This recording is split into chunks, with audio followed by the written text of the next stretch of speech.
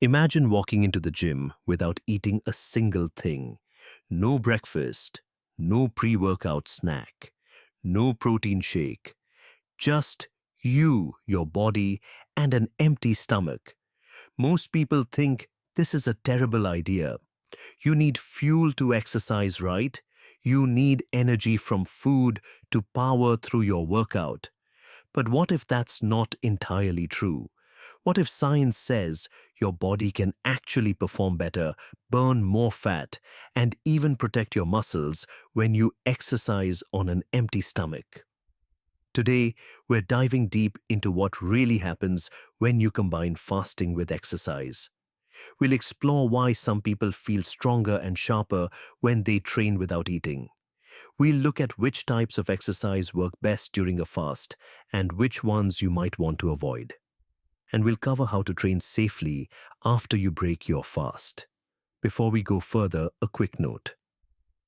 This is educational content, not medical advice. Everyone's body is different. If you have any health conditions or concerns, please talk to your doctor before trying fasted exercise. With that said, let's get into the science. To understand why fasted exercise can be so effective, we first need to understand where your body actually gets its energy. Your body stores energy in two main forms. The first is glycogen. Glycogen is simply glucose that's been stored in your liver and muscles. Think of it as your body's quick access energy. The average person stores about 400 to 500 grams of glycogen, which provides roughly 1,600 to 2,000 calories of energy. This supply typically lasts about 12 to 24 hours, depending on your activity level. The second form is body fat, and this is where things get interesting. Even a relatively lean person carries tens of thousands of calories stored as fat. That's enough energy to last for weeks, sometimes even months. Your body has an enormous reserve of fuel just sitting there waiting to be used. So here's the problem. Your body prefers to use glycogen first. Burning glycogen is faster and easier. It's the path of least resistance. So as long as glycogen is available, your body will keep reaching for it instead of tapping into your fat stores. Now here's something that might surprise you. The food you eat before a workout doesn't actually fuel that workout. Not directly anyway.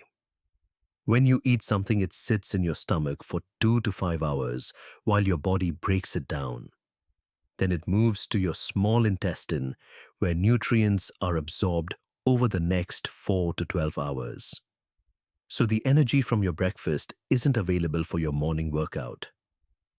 That energy comes from what you ate yesterday.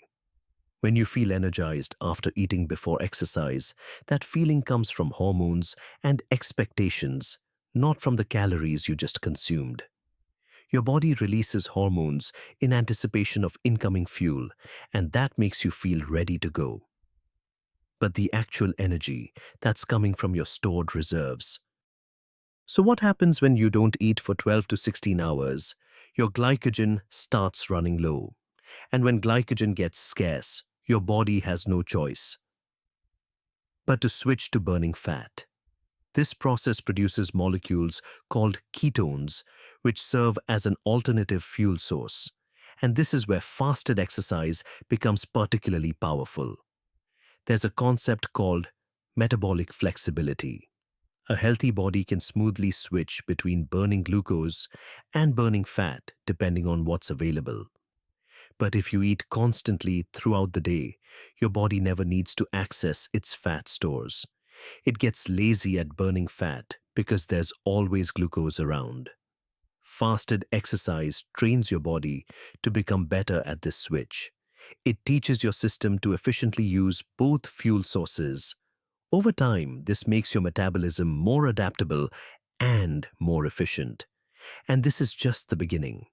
Now let's look at what actually happens inside your body when you exercise in a fasted state. First, you burn significantly more fat. When you exercise without eating, your body doesn't have a fresh supply of glucose to work with. Insulin levels are low, And when insulin is low, fat is free to leave your fat cells and be used for energy. A comprehensive analysis published in the British Journal of Nutrition reviewed 27 studies involving 273 participants. The conclusion was clear. Aerobic exercise performed in a fasted state leads to significantly higher fat oxidation compared to exercise performed after eating. How much higher? Some studies suggest 20 to 30% more fat burning during fasted exercise. The explanation is straightforward. When you eat before exercise, insulin rises, and insulin essentially locks fat inside your fat cells, preventing it from being released and burned. When you fast, that lock is removed. Your body can freely access its fat stores and use them for fuel. Second, growth hormone increases dramatically. Growth hormone is produced by a small gland in your brain called the pituitary gland. It does two important things for your body. It helps build and repair muscle tissue, and it signals your fat cells to release stored fat for energy. Here's what's fascinating. Both fasting and exercise independently trigger growth hormone release. When you combine them, the effect is amplified significantly. A study published in the Journal of Clinical Endocrinology and Metabolism followed 8 healthy men through different conditions. During exercise, growth hormone levels rapidly increased to more than 10 nanograms per milliliter. During 72 hours of fasting, growth hormone levels were about 3 times higher than normal throughout the day. Other studies have recorded increases of 5 to 14 times the baseline levels in both men and women. What does this mean for you? When you exercise while fasting, you're triggering growth hormone from 2 different sources simultaneously. This hormone helps protect your muscle mass while promoting fat breakdown. It's one of the key reasons why people who combine fasting with exercise often maintain or even build muscle while losing fat. Your body is remarkably smart. When food is scarce, it doesn't want to break down precious muscle tissue. Muscle is essential for survival, for movement, for finding food. So growth hormone rises to protect it. Third, insulin sensitivity improves significantly. Insulin sensitivity refers to how well your cells respond to insulin. When sensitivity is high, your body only needs a small amount of insulin to move glucose into your cells efficiently. When sensitivity is low, which is called insulin resistance, your body needs more and more insulin to do the same job. Over time, this can lead to a range of health problems. Here's why fasted exercise helps improve this. When you exercise, your muscles need glucose for fuel. During this process, your muscles become more receptive to taking in glucose, even without much insulin present. When you're fasting, insulin is already low to begin with.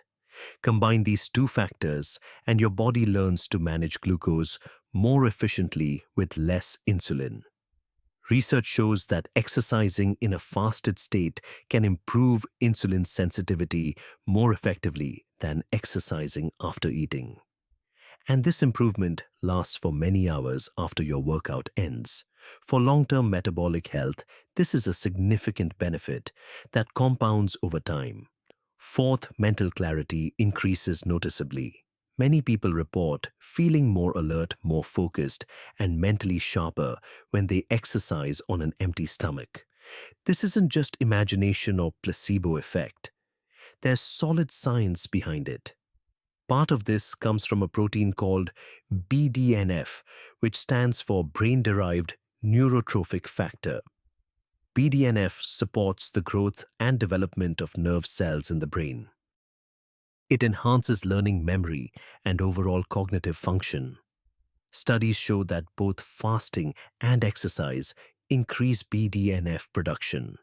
When you combine them, levels may rise even higher. Another factor is ketones. When you fast, your liver produces ketones from fat. These ketones can cross the blood-brain barrier and provide energy directly to your brain. Your brain actually functions very efficiently on ketones. Some research suggests it may even prefer them over glucose in certain situations. There's also norepinephrine, a neurotransmitter that increases during fasting. It promotes alertness and focus. It's the same chemical that activates when you need to react quickly to something important. Now there's an evolutionary perspective that helps explain all of this. Thousands of years ago, our ancestors didn't have refrigerators or grocery stores. They often woke up hungry and had to hunt or search for food before they could eat. If their bodies became weak and foggy when hungry, they wouldn't be able to catch prey or find food. They simply wouldn't survive. Those whose bodies performed well during fasting, who became sharper and more alert when hungry, had a better chance of survival. Over many generations, this trait was passed down through natural selection. Your body today still carries this ancient programming. It knows how to function well without food. This isn't a flaw in the system. It's a feature. It's how humans were designed to operate. Quick question for you. Do you usually eat before or after your workouts? Drop your answer in the comments. I'm genuinely curious to know which approach you prefer. Now here's where things get practical. Not all exercise is created equal when you're fasting. Let's start with aerobic exercise at low to moderate intensity. This includes activities like walking light, jogging, easy cycling, or gentle swimming. The kind of exercise where you can still hold a conversation without gasping for air. This type of exercise is ideal for fasted training. At lower intensities, your body primarily burns fat for fuel. It doesn't need much glycogen. You can sustain this kind of activity for a long time without running out of energy, even when you haven't eaten for many hours. If you're new to fasted exercise, this is absolutely where you should start. Go for a morning walk or an easy bike ride before breakfast. See how your body responds before trying anything more intense. Next, let's talk about anaerobic exercise at high intensity. This includes HIIT workouts, sprinting, jump rope at maximum effort, or any exercise that leaves you breathless with your heart pounding hard. High-intensity exercise relies heavily on glycogen for fuel. When you push hard, your body needs quick energy and glycogen provides that. The challenge is that after 12 to 16 hours of fasting, your glycogen stores are already partially depleted. So you might feel weaker than usual during intense exercise if you haven't eaten. However, research offers some encouraging news. A study found that after 4 weeks of adapting to a very low carbohydrate diet, participants maintained their high-intensity exercise performance. Their bodies had learned to function effectively with less glycogen available. The key is adaptation. If you're new to fasted exercise, don't jump straight into intense HIIT sessions. Start with lower intensities and gradually work your way up as your body adjusts over several weeks. Finally, there's resistance training or weightlifting. You can lift weights while fasting. Many people do it successfully. Each heavy set will use some glycogen, but the elevated growth hormone helps protect your muscles during the workout. There's one important consideration though. Weight training creates tiny tears in your muscle fibers. That's actually the point of resistance training. Your body then repairs these tears, making the muscle stronger than before. But this repair process requires protein as raw material. If you lift weights and then continue fasting for many more hours afterward, your body won't have the building blocks it needs for proper repair and recovery. So the recommendation is to eat a protein-rich meal within a few hours after resistance training, even if you trained in a fasted state. Here's a simple summary for exercise selection. If you're just starting out with fasted training, stick to low-intensity aerobic exercise like walking or easy cycling. Once you're comfortable with that, you can increase to moderate intensity. After several weeks of adaptation, you can experiment with HIIT or weight training if you choose. But always listen to your body. Start light progress gradually and don't push too hard too soon. Now, knowing what to do during fasting is one thing, but some people shouldn't be doing fasted exercise at all. Let's cover who should avoid this and what warning signs to watch for. Fasted exercise is not appropriate for everyone. If you're pregnant or breastfeeding, this is not the time to experiment with fasted training. Your body has increased nutritional demands. If you have a history of eating disorders, fasted exercise could trigger unhealthy patterns. Please work with a healthcare professional instead. If you have type 1 diabetes or use insulin, fasted exercise can be risky without proper medical supervision. Blood sugar management becomes much more complicated. If you have chronic kidney disease, your body handles electrolytes and waste products differently. Fasting adds additional stress. If you're underweight, you likely don't have adequate energy reserves for fasted exercise. If you take medications that must be taken with food, you'll need to eat regardless of your exercise plans. And if you're completely new to both fasting and exercise, don't start both at the same time. That's too much change at once. Get comfortable with one before adding the other.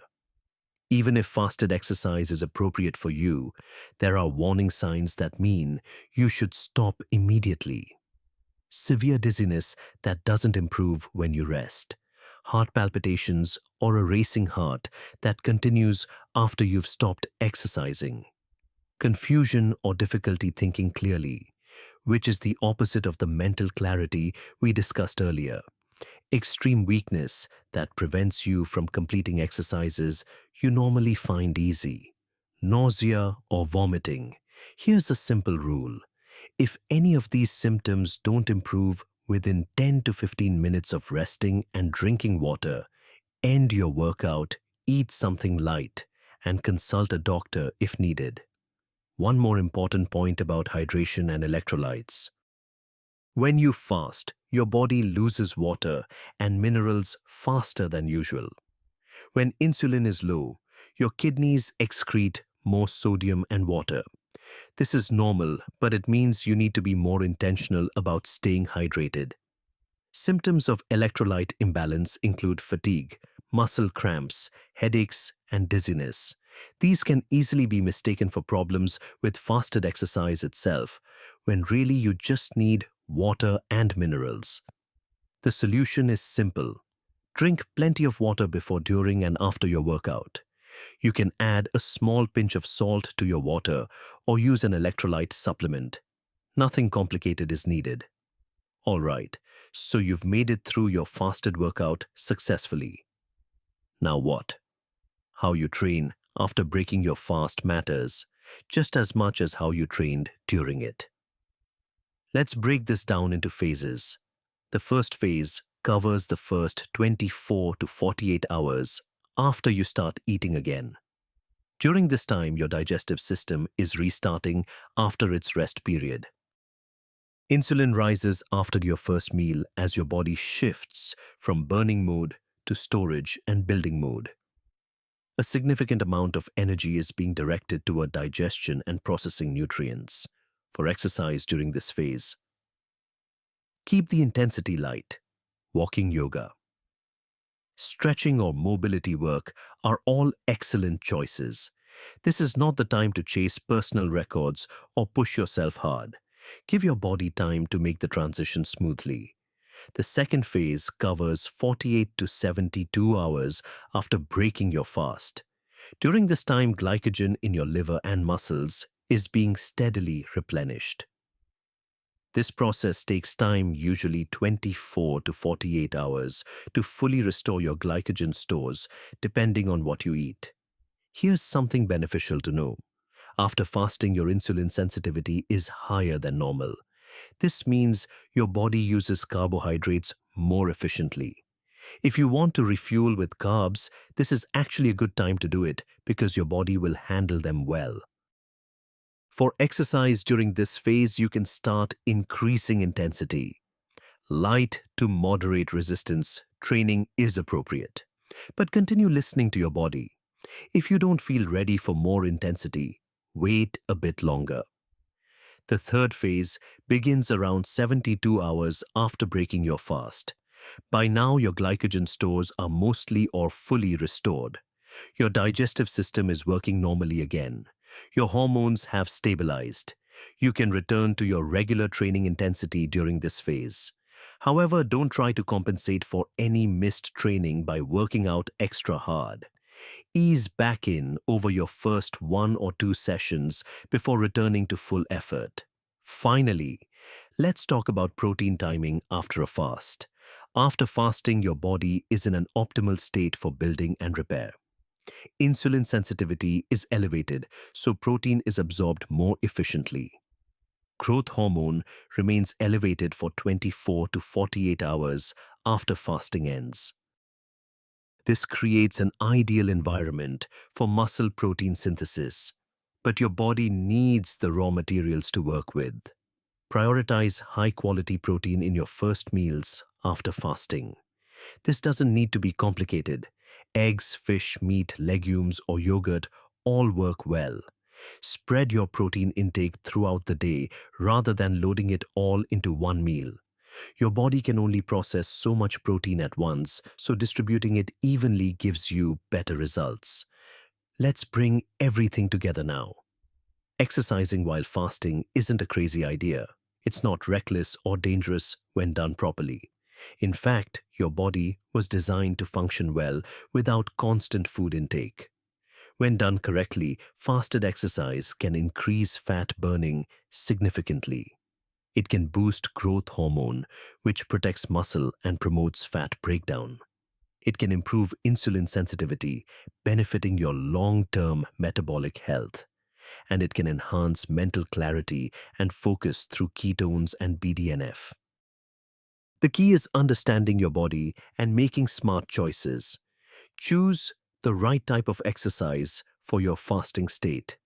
Start with low intensity and progress gradually over time. Pay attention to warning signs. Stay properly hydrated.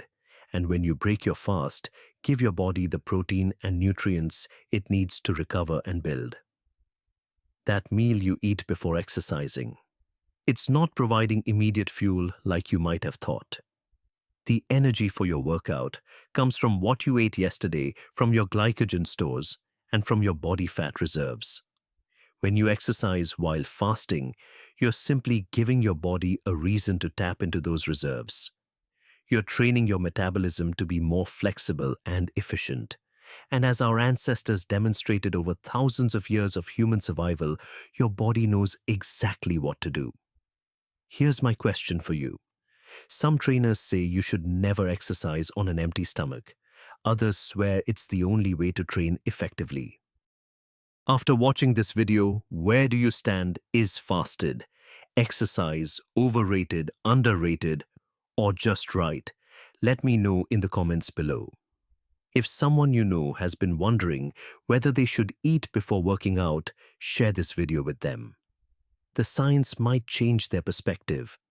And if this helped you understand your body a little better, subscribe so you don't miss future videos where we explore more fascinating aspects of how your body works. Next time, we'll explore what happens during your first 24 hours of fasting. The results might surprise you. Until then, take care of yourself.